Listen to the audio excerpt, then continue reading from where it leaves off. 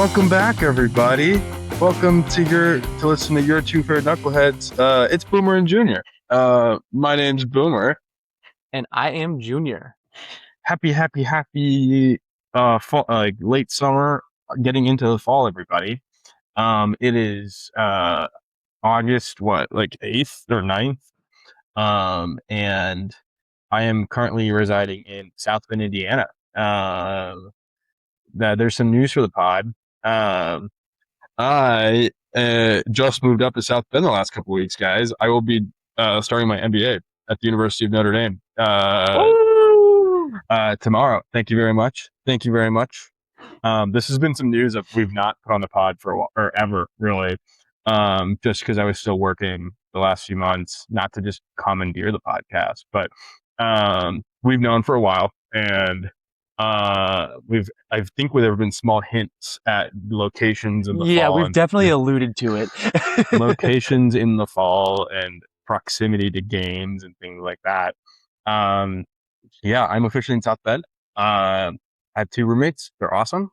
And I start stuff tomorrow. I have orientation starting up tomorrow. And so very excited. It's gonna be a 2-year program. So I'm gonna be in South Bend for 2 years. What's very cool is my house is actually like a 10-minute walk from my dad's old place that he lived in South Bend when he was here for his master's.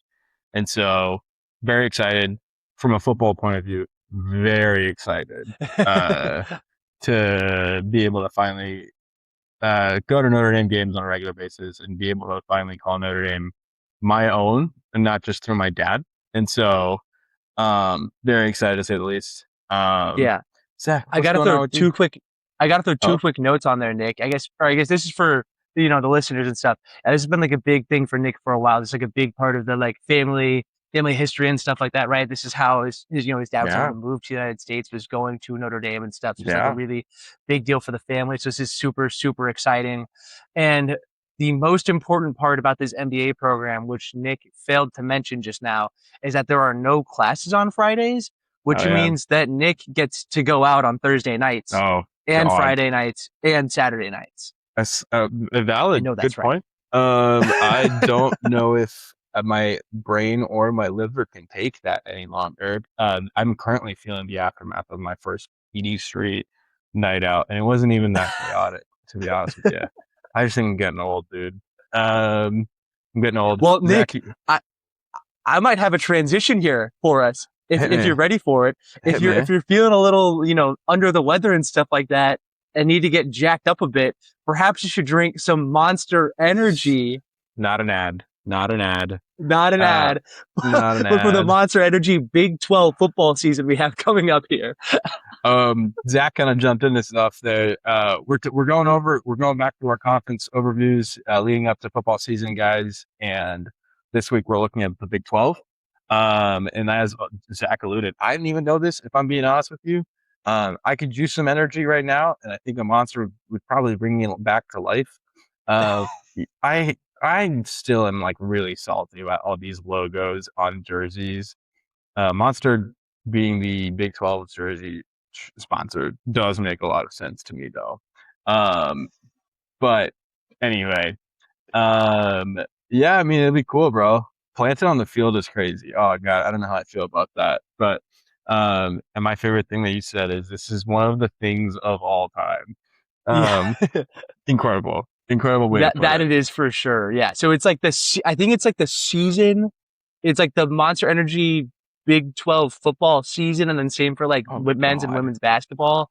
So I don't know how the logo works exactly. If it's like integrated or whatever. I don't know. It's weird though. But and then it's gonna be on the field and the courts too. Oh God, can you imagine being a basketball player and you look down on the court and you see Monster Energy? God. Anyway, I think some big storylines, guys. I'll take this first one is, can BYU supplant Texas Tech as kings of the Big 12? They had a good season last year, right? Obviously a Pop Cards Bowl, a victory, led by a guy that we talked about a lot last year, Bear Brockmeyer. Sick name, by the way. Still a sick name. If your first name is Bear, like I immediately have a lot of respect for you. Yeah, I mean, we'll see, right? I think BYU has potential. They've got a good recruiting system and pipeline in place.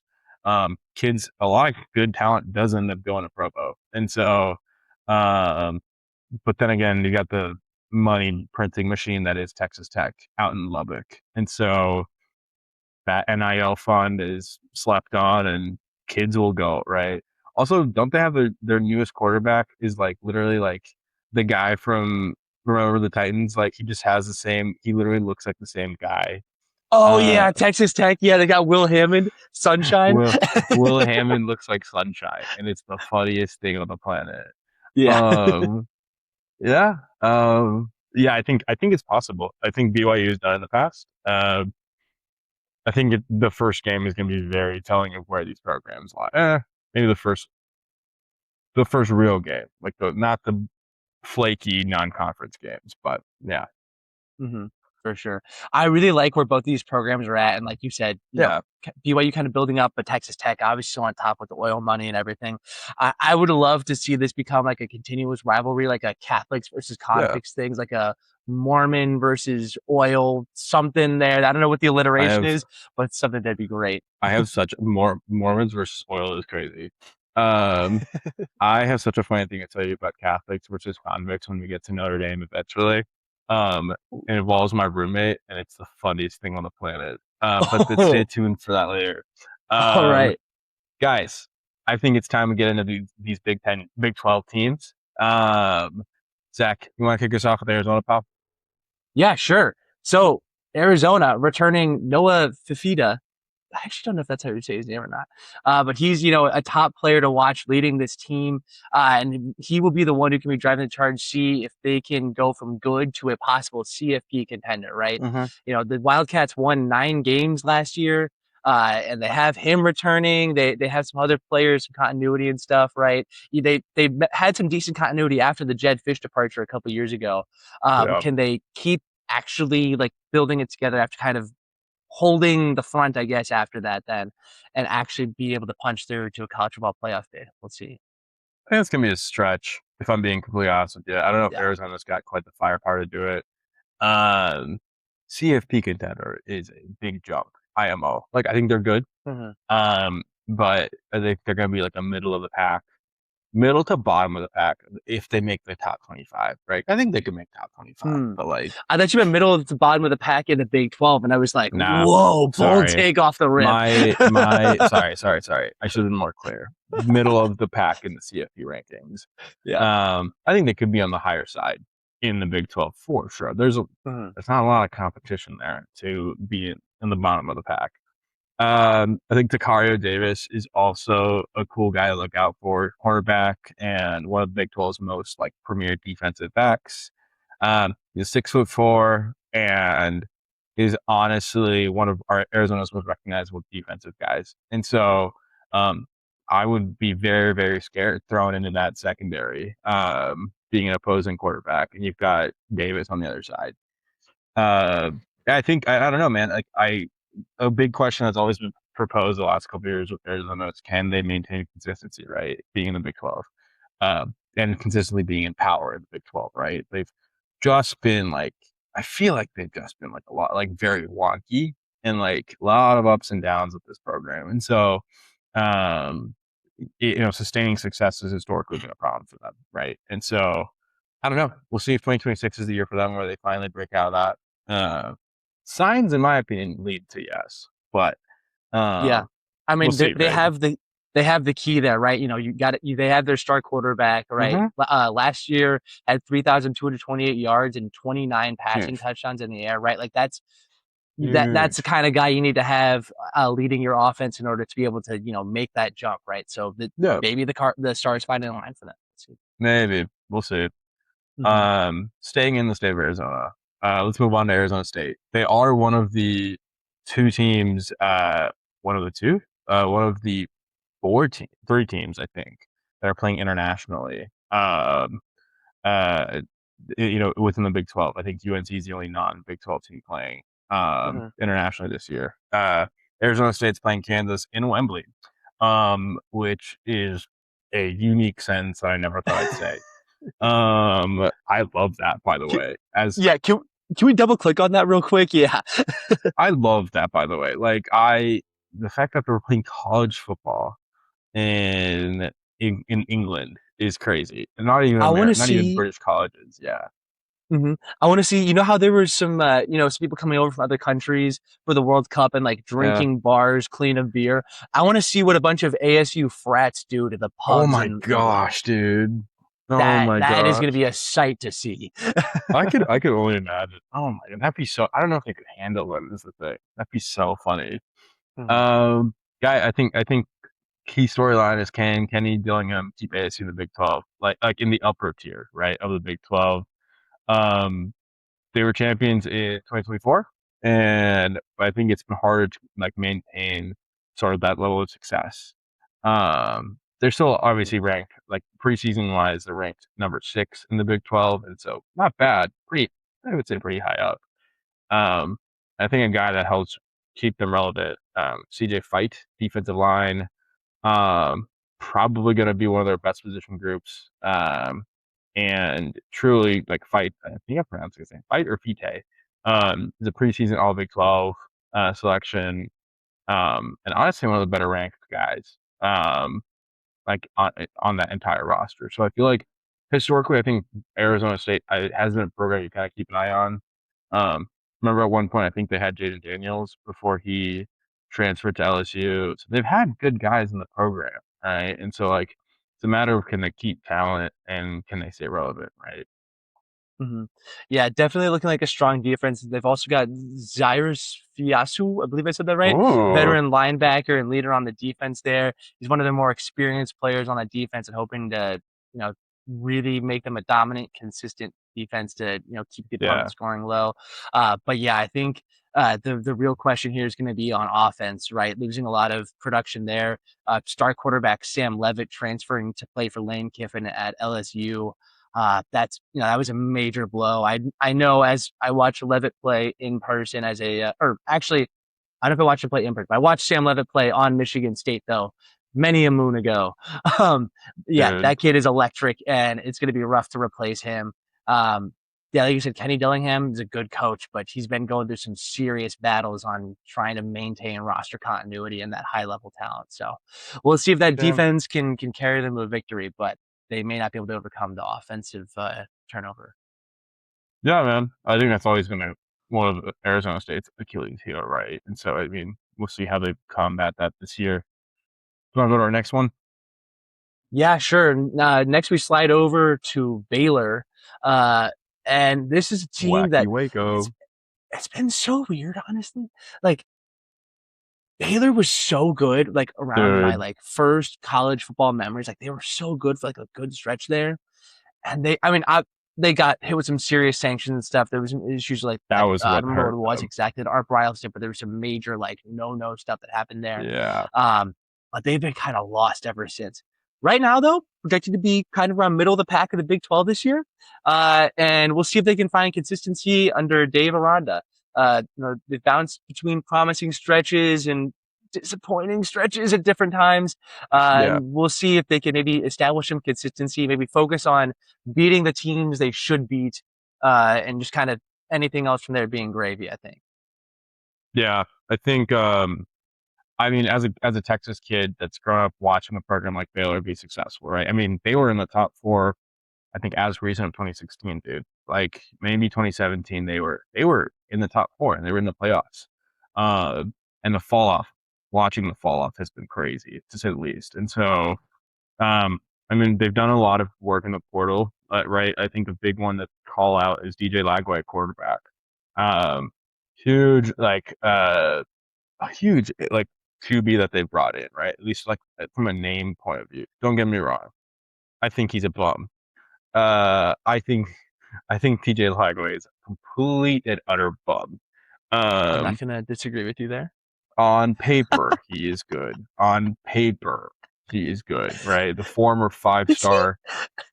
Well, hear me out. I think his high school recruit, uh, There, yeah, okay. yeah, his high school recruiting, sort of like overview, we'll call it, was incredible, right? Um, yeah, but I think his whole year last year at Florida says otherwise, right? Like Oh my God, it was painful to watch DJ Lagway play last year. I mean, this was us last year. We were going in on Lagway. I still will go in on him because truly, like, what a bum. I think I've said that 4 times already in the last minute. But like, I saw this move happen, and I was just like, realistically, it feels like a lateral move for both Baylor and Lagway IMO. And so uh we'll see, dude. I don't know. DJ Lagway is DJ Lagway. We'll see what Baylor does with them. I will say it was a little easier for me to hate on him when he was at Florida, and I feel like it got a little more like boo. Oh, Now that he's boo. at Baylor, like I don't know, feel like it'd be kind of a nice story to see him maybe have a bounce back and turn things around a bit for him Maybe. and for that program. I mean he does have talent, but yeah, I just don't know if he's ever gonna have that consistency. Kind of like Aiden Childs in Michigan State for a while there. Fair. Just wasn't really quite working out the school. We'll see what they do now that they're both getting a change of scenery there. Yeah. We'll see. And I will say, one thing that'll help, they got transfer wide receiver Draylon Miller, who came in from Colorado Yeah. and should immediately be one of the top offensive weapons Yeah. for Baylor. And so we'll see what can work for Lagway throwing to this top level threat. I think the big question, as we've talked about here, is just like, can Lagway make use of the weapons around him, right? And we'll see. We'll see. But oh well.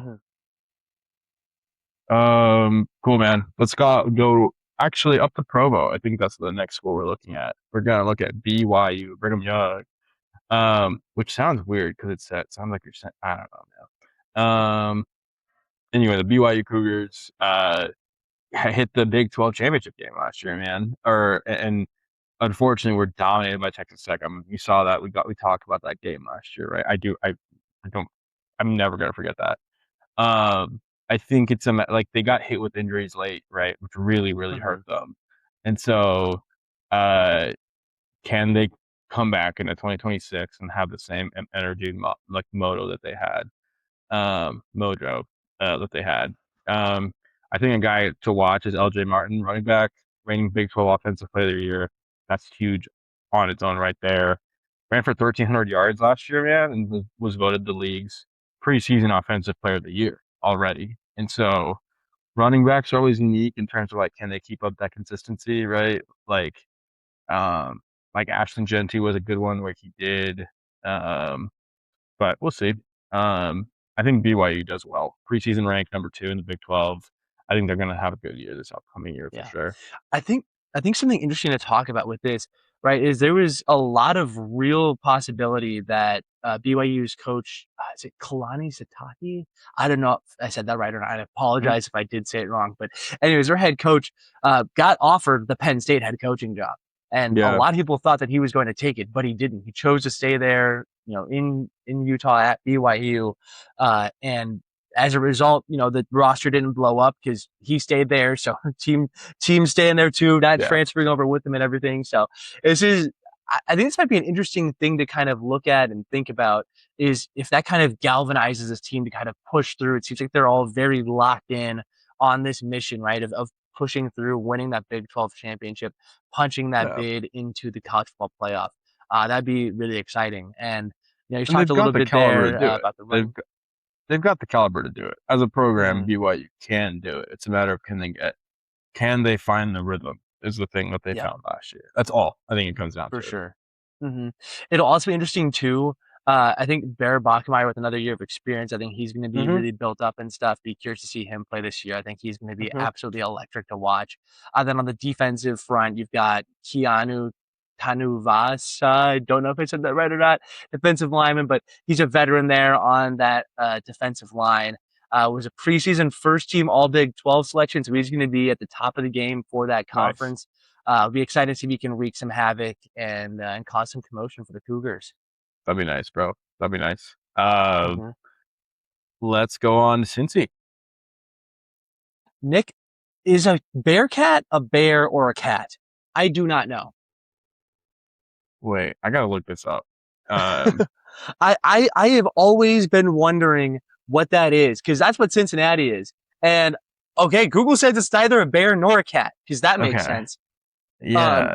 if we have It, any zoologists on the line, If you could drop a comment and explain to us why there's an animal called a bear That's cat that's incredible. neither a bear or a cat, I would love to hear it. Um, The anyways, though, Anyway, that's not important for a football program though that plays with a pigskin. dude, the University So of Cincinnati actually published a page about like what is a bear cat. So for folks interested, go check that out. okay, yeah, good, as they should, because that is one of the most confusing things I have ever seen. That's funny, man. That's funny. So, so anyways, yeah, Cincinnati. This is a really intriguing team. Made the playoffs about 5 years ago, back when Luke Fickell was there, and Yeah. actually as a group of five school at the time, I believe too. But has since made up the move to the Big 12, which they're in now, Hmm. obviously. And now with head coach Satterfield, can they make that next step? Right, get back to that really high level competition that they haven't really quite been at since they rejoined the Big 12. And I don't think that's necessarily because they joined the Big 12, right? I mean, again, they just had their coach leave, had players leave, graduate, etc. After that, Yeah. it's understandable, I think, to kind of fall back a bit. But now they're at the point though they should be building up. Had a pretty Yeah. fun offense last year with Brendan Sorsby, but we'll see if they can be more consistent and also show any signs of life on defense.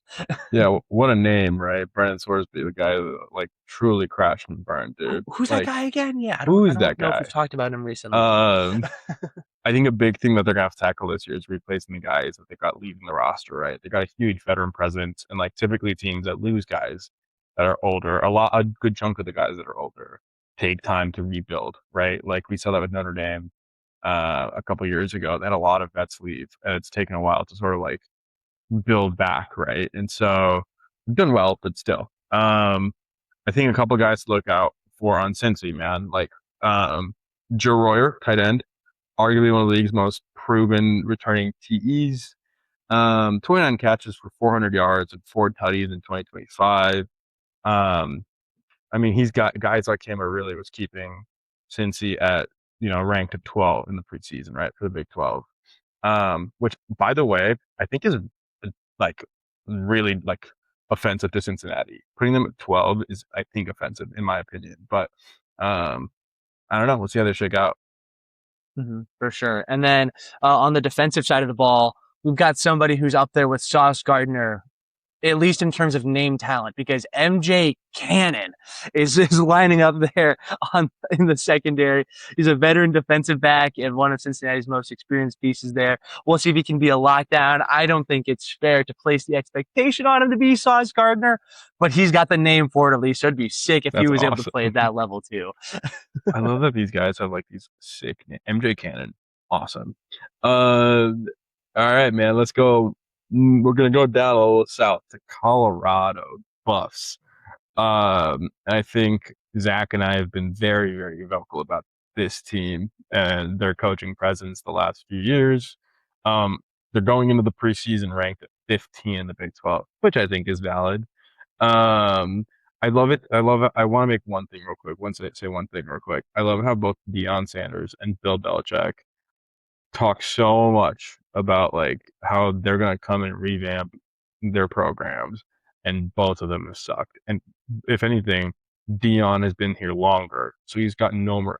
Like I will never forget the whole prime era when Shadur was also there, and just like I, the ick I got watching like Colorado on my screen was and I love rooting for them to lose. It was the best thing on the planet. They're like, oh, like all the haters gonna hate us, and I'm like, yes, because you're like annoying and you don't have the game to back it up. It's one thing if you like.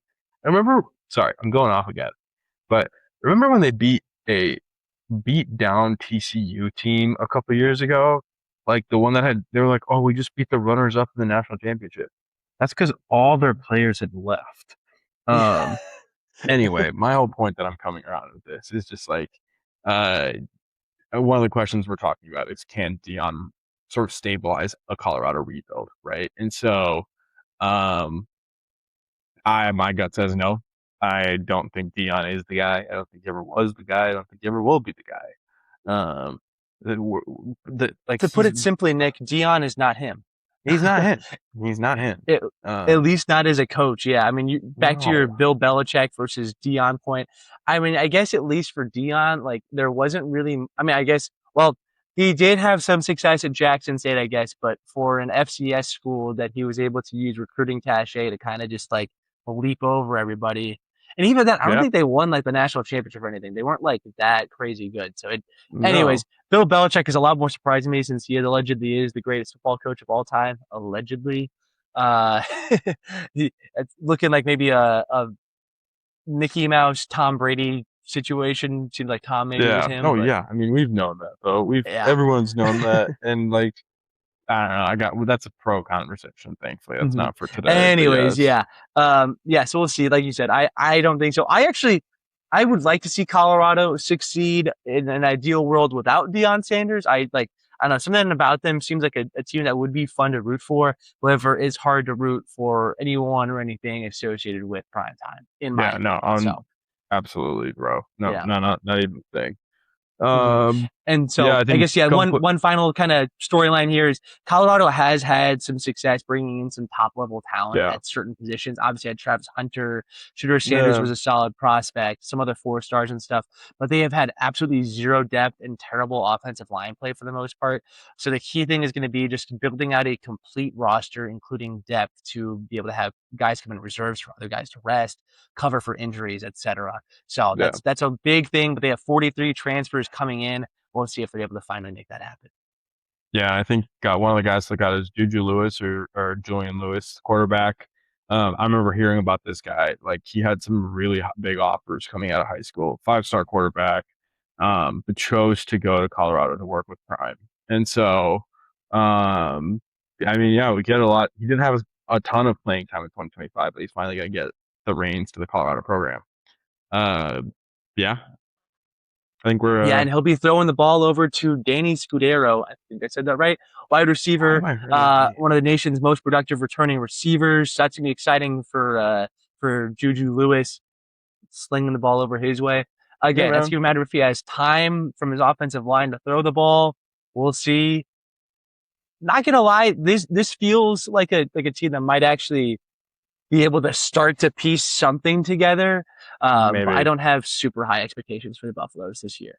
I think if anything, it'll be surely based on their talent. Like it'll be talent based, not coaching based. I am, in my opinion. But yeah, Mm-hmm, for sure. yeah, All right. Next team is Houston, back over in the state of Texas. It's shout out. another relatively recent addition to the Big 12. And this team has been building momentum, right? We're going to see if they're really ready to be a legitimate Big 12 contender. They Mm-hmm. went 10-3 and won the Texas Bowl last year. So 9-3 regular season record, pretty decent, right? I mean, Big Yeah. 12 is pretty top heavy with your Texas Tech and BYU. But, Kyle Whittingham left Utah, which we'll Mm-hmm. talk about more in a second. So he's gone. Texas Tech doesn't have Brendan Sorsby. Mm-hmm. You never know what's going to happen, right?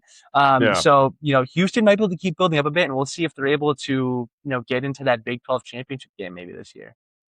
I think they could be a contender, bro. They're ranked at 5 for the preseason, man. Like they've been growing each year as a program. They've been hungry, and guys like Connor Wegman do that, right? At quarterback, he's the vet quarterback at Houston, man. One of the most stable guys in the conference, right?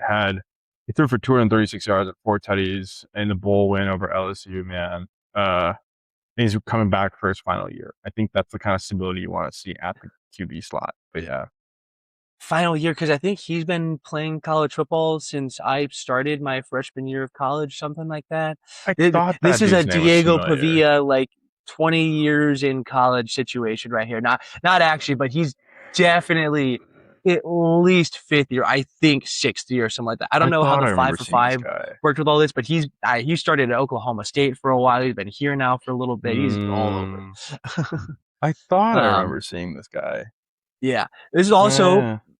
quick little reminder, shout out. This is one of the guys that our buddy Sam from Fantasy College for College Fantasy Football mentioned being a Zach. possible intrigue pickup at quarterback. So make sure So again you join College Fantasy Football, you join our league, which we'll link and stuff like that. And this may I be a good think guy to have on your roster.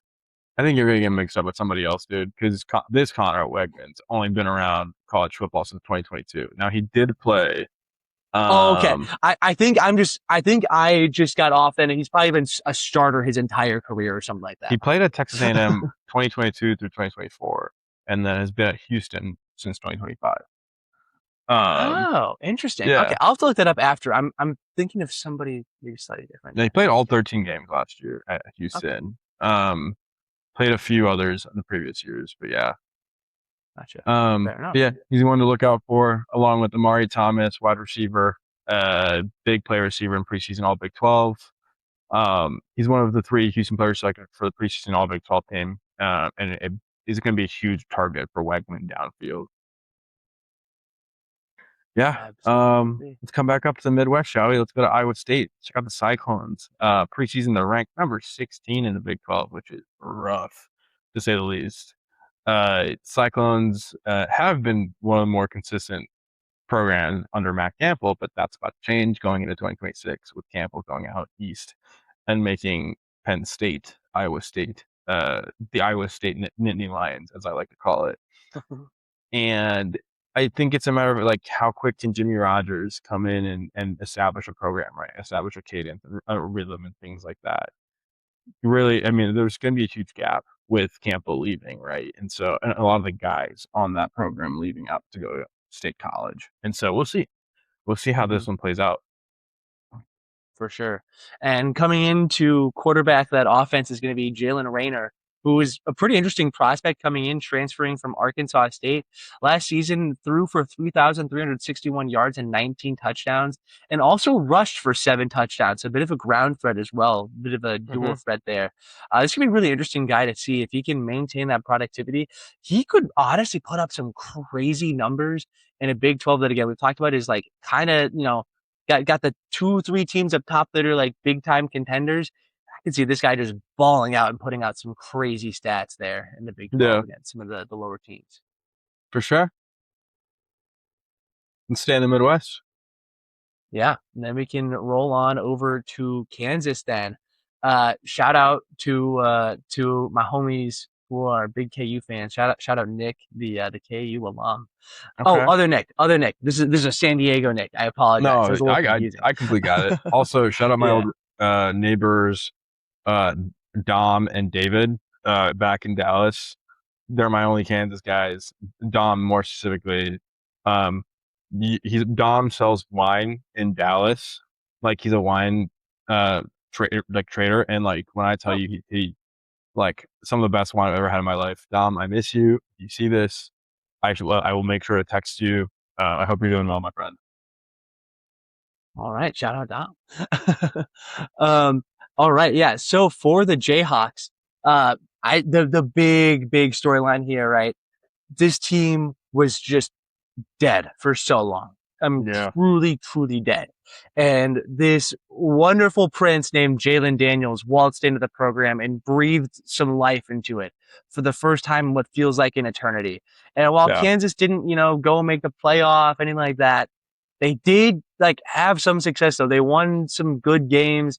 They yeah, made a bowl game, right? Like they had some stuff happen, right? Like this is big time, and so for that program at least. So the big thing is going to be seeing what they're able to do in this new era without Jalen Daniels, who uh-huh. provided any type of a spark to that team.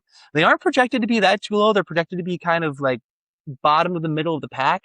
So Bottom maybe of have the a middle of the chance to get a pack. few wins here and there, but we'll see what happens. Yeah, I think that's fair. I think replacing Jalen Daniels and rebuilding that offense is going to be quite the challenge for Lance. I think Leopold. I don't know how you pronounce his name, but yeah, I think with the right guys, I think Isaiah Marshall is going to be quarterback for them. He's one of the more important younger guys on the roster, the redshirt sophomore, and one of the leading quarterbacks at Kansas to give them like a dual threat option. And I think in this day and age with college football, if you want to be successful, you're going to want a gunslinger that can also run on his feet. And so, yeah, I think he's going to be a name to watch out. I think Nick McMillan, also veteran wide receiver, transfer, mind you, from Buffalo. He's a redshirt senior.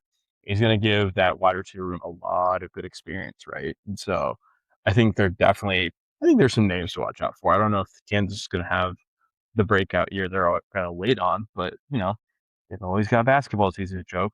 Um, but sorry, guys, sorry to all the Kansas folks, but yeah, Nick, I don't think they're offended. I think that's got to be them probably Duke and maybe North Carolina are going to be the schools that I think are okay with like maybe ignoring football a little more and just going straight to basketball. Straight to I think even basketball, Kentucky's a right? bit more pro towards having some football action, but I don't think Valid. Kansas minds that at all. No, valid. Yeah. Uh, Sticking in the state, we're gonna go to their friendly neighbors in Kansas State. I think they're in Manhattan, Kansas. I think that's what they're Yeah, from. Yeah. Manhattan, Kansas. Colin Klein. Can he immediately succeed in his return to Manhattan? Right. I think is the sort of big question. Former K-State quarterback in a long time is going to be head coach. And it's going to be one of the more intriguing coaching stories in the conference. Oh God, here we go. Avery Johnson, quarterback.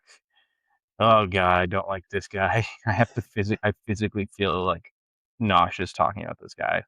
I read his name. I remember everything from last season about this guy and he's the he's somehow centerpiece, still right? around. Yeah, Yeah. he saw it. I mean, like he was taunted or not taunted. It was said to be the next big thing since sliced bread last year, right? It was going to take K-State to the promised land, and then what a letdown. It's supposedly going to be the centerpiece of the new Colin Klein era, and so man, we'll see if he bounces back, if he can hit that potential. But all I know is this guy has insanely curly hair, and um, I'm yeah, trying to remember.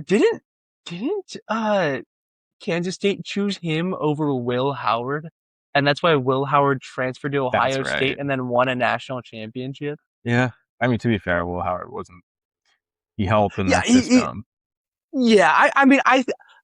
I think Will Howard did better with Ohio State than Avery Johnson would have done with Ohio State. Oh, But I do thousand agree percent. though that the weapons around him made him look quite Oh, elite, and it thousand probably should. percent. But yes, they Yeah, did pick Will Howard over Avery.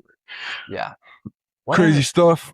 what a choice there. Yeah, yeah. So he'll be there. That is crazy to see Colin Klein coming back. I that I didn't realize that he was at the point of becoming a head coach already. That's crazy. I feel like it wasn't that long ago that he was playing, so that's nuts to see. Side Uh, note. Speaking of young coaches in large positions, do you remember David Blau, the old Purdue yeah, quarterback that beat Ohio State? He's yeah. now the offensive coordinator for the Washington football team, or the Washington, what are they called? Oh I wait, don't even the know. Commanders? Commanders, yeah. He's the That's offensive coordinator. crazy. He's had a quick jump up in coaching like positions. Like Yeah. he's now the official. Like I wouldn't be surprised if he does well, really well. Um, he could be on a head coach radar pretty soon. Oh man, that's just another reason. I'm a Jaden Daniels fanboy through and through. Mm-hmm. So that is absolutely electric. I would love that pairing to just pop off. Dude, David Blau was quarterback like 8 years ago, like Mm-hmm. at Purdue. Like He he anyway, he was even playing in the NFL not that long ago too. he didn't Like not that long. He played yeah. for the Lions a little bit and the Cards a Mm-hmm. little bit. Anyway, got distracted, but Yeah. yes, Yeah. Anyways, yeah. Back to K State. One final note. Yeah, we got Wendell Gregory as well. He's a young defensive lineman for the team. Named preseason All Big 12, despite being a sophomore. Pretty big, I guess, speculation on his potential. Then we'll see if he's able to actually do that, anchor that defense. You know, K State is supposed to be in the middle of the pack or so, and we'll see if maybe he can make an impact, wreak some havoc. Maybe they can get a big upset against a higher ranked team. yeah, Okay, now it is time. This is probably the team in the Big 12 that I'm going to be pulling for the most. This is absolutely sick. I'm hyped for Oklahoma State, the Cowboys this mm-hmm. year. Well, we're gonna see what happens. It's been a bit rough for them recently, right? Under Van Gundy, or sorry, not Van Gundy, just Mike Gundy, I think is his My name. God, Dave. Anyways, new coach though, right? Coming over from North Texas, they got Drew Mestemaker coming in, who we'll talk about in a What a second. guy! What a guy, yeah. But What a guy! Oklahoma State was winless in conference play the last two seasons. Rough Insane, scene, obviously, and we'll see rough. if they can start to turn it around a bit and get some consistency and just reliability, any type of thing at all. So we'll see. Maybe it might take them a while to kind of get firing on all cylinders, kind of adjusting to the higher level of Yeah, competition. But I think they've got a lot of great talent coming in and a good coaching staff. That's going to make them a really intriguing team to watch in this first year of Big 12 play. yeah. I mean, I think you brought his name up, but the guy that we loved last year talking about was Drew Messmaker, former North Texas quarterback. I'm calling OK State, North Texas, Oklahoma State, just because they brought all the guys over. Uh-huh. I think Mestamaker could have got anywhere he wanted to based on how he was playing last year, man. He threw for 4,300 yards, 34 touchdowns, led the nation in passing yards, yards per attempt, and total offense, and won the Burlsworth Trophy, right? He could have gone anywhere, but he chose to follow his head Uh-huh. coach to OK State, which that takes passion and that takes like commitment, right? I get it. I respect it. You trust the guy. I think another guy to look out for is White Young, wide receiver. He's going to be one of Estimaker's guys to throw to and one of the top receiving threats that's coming back to the Big 12 this year. Preseason All Big 12 guy, and he's going to be such a target from Estimaker. It's nuts. Mm-hmm. Yeah. Yeah. Sticking. All right. Oh, I was going to kick off Oh yeah, a sure. team local to my home, Texas Christian University or TCU, preseason ranked number 7. Very cool thing to talk about these guys is they're playing UNC in Dublin in the Aviva Stadium as part of Week 0, as we've had a couple like, the last couple of years, and it's going to be fun to see, you know, TCU play out there. Can they replace Josh Hoover?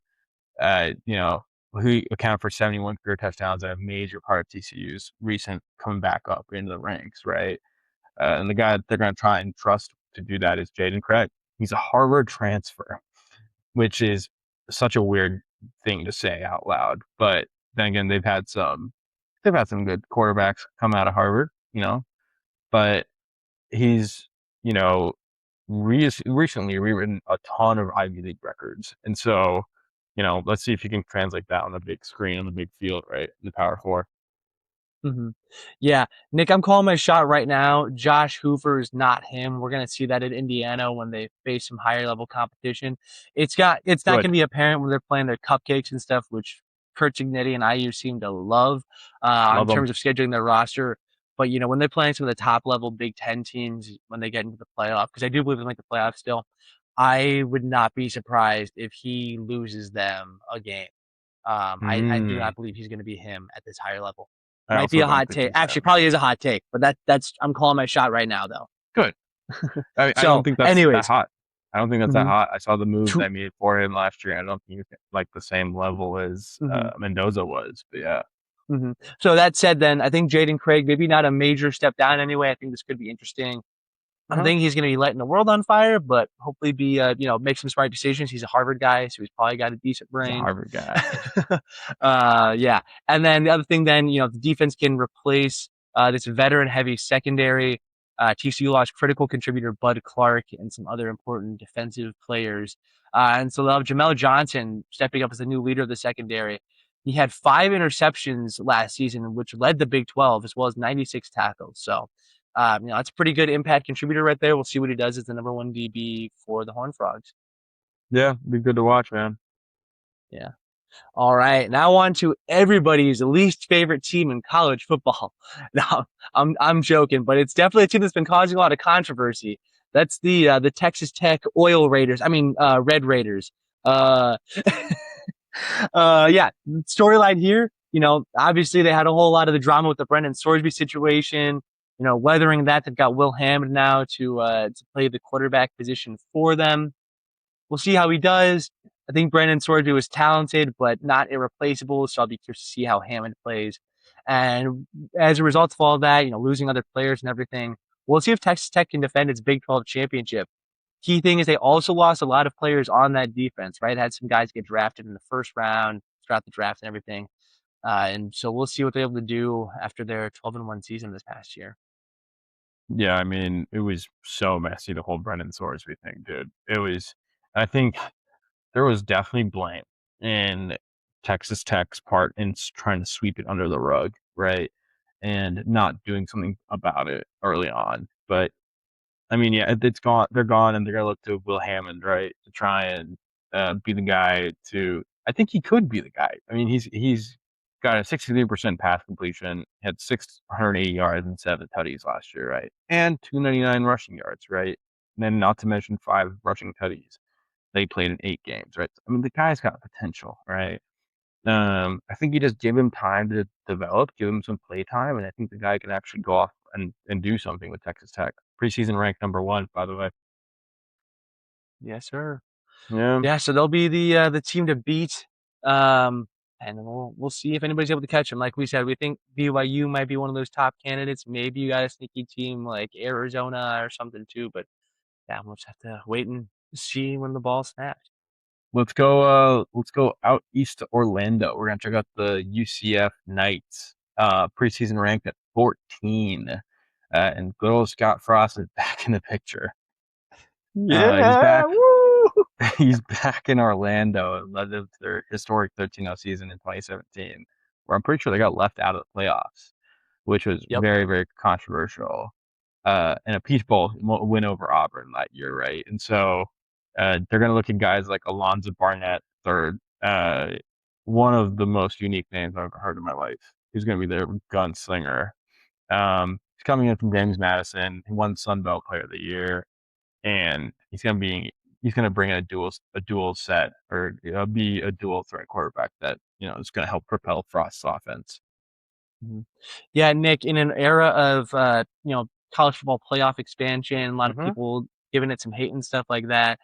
That's one thing that would be a benefit. This UCF team would have loved to see them actually had a chance to play in the playoff, face off against the other Yeah, top teams in the country, and that is an issue we will not have anymore. There's no way any undefeated FBS team ever misses the playoff ever again, true. and so that is one benefit. Obviously, can't redo that year, but you never know about future years. So we You never will know, see pal. what You never happens. know. Yeah.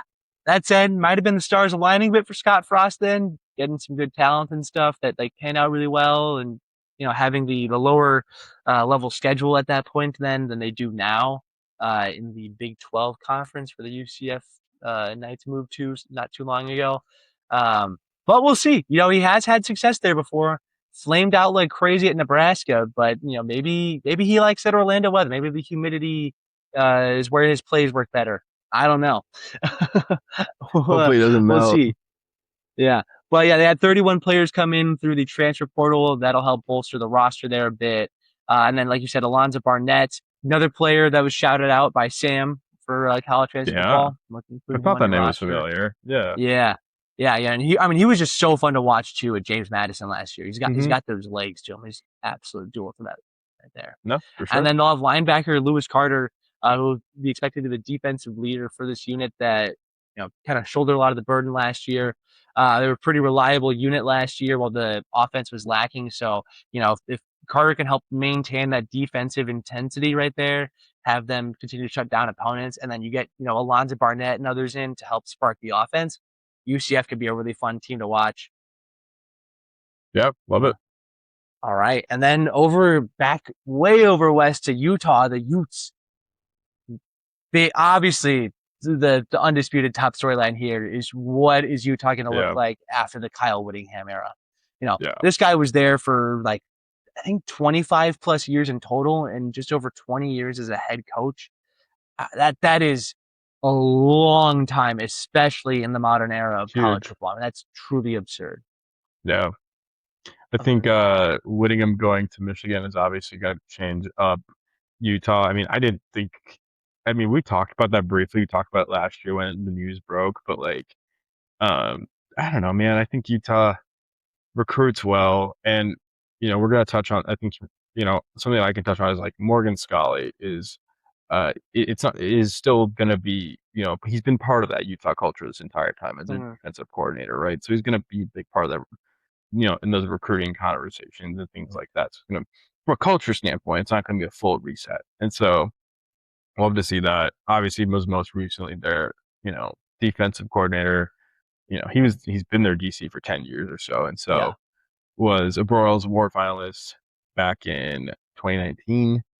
And so, yeah, I mean, yeah, I think a couple guys to look at. Devon Dampier, quarterback. He's a New Mexico transfer, giving Scally an experience option at QB. He's going to be bringing, as we've talked about, a lot of these QBs are dual threats, right? And so, uh, him being a starter at New Mexico, helps fit that athletic profile at Utah pretty well. absolutely. And then they'll have Mana Carvalho. That's dude. What is it with these Utah and BYU guys? They got They got It's the funny, man. craziest names. That's I funny. respect it, and I apologize for any names that we're mispronouncing. They got them all over the board here. But anyways, yeah, wide receiver and returner. He's gonna be a really intriguing young playmaker for this team. Obviously, running routes on the offense as well as providing some dynamic ability as a returner as well. It's gonna be really explosive, and looking forward to watching him bake some chaos there for the Yeah. Utes. All right, and our last team that we're going to talk about in the Big 12, guys, is all the way out east in Virginia. We're going to talk about West Virginia, preseason ranked at 13. Big storylines to look at: Rich Rodriguez accelerating the rebuild.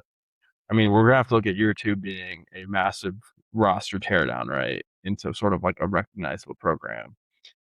I think Michael Hawkins Jr., quarterback who transferred in from Oklahoma, is going to be the key to that offense, right? And so he brings a lot of good experience, and he's going to want like a system where they're going to let him run and do his thing. And so we'll see if that dual threat ability that he's got can do it. But I don't know. I think 13 is a little. I think it's appropriate, maybe a little bit disrespectful to West Virginia.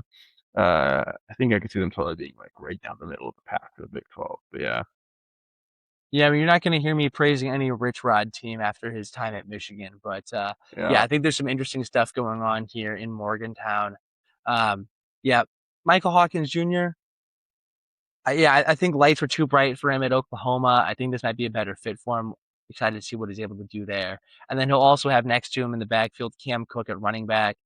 He's going to be new to the conference, coming in from Jacksonville State, where he had a 1,600-yard season last year. So, proving it at the a little bit lower level there in the group of six.